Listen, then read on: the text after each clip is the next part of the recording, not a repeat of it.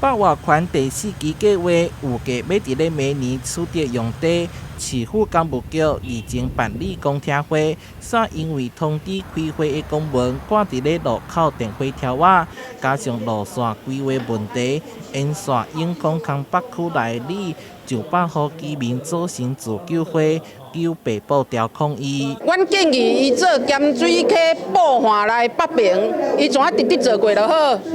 伊毋免阁开70几亿南移，做阮中华路的路中，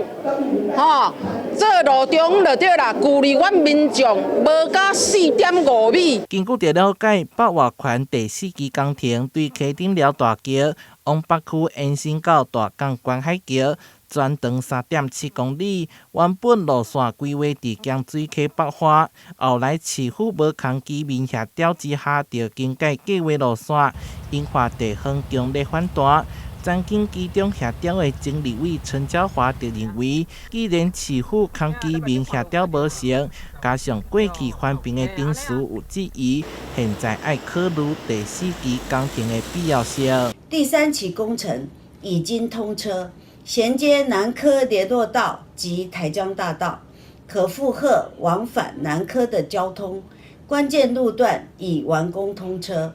反观第4期工程，连接北区大港观海桥，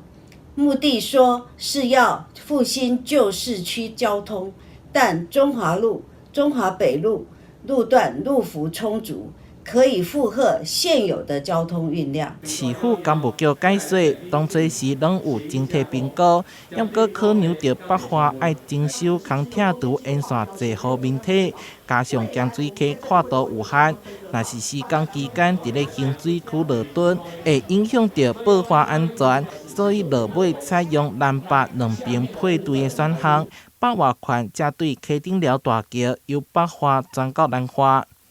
台南新闻综合报道。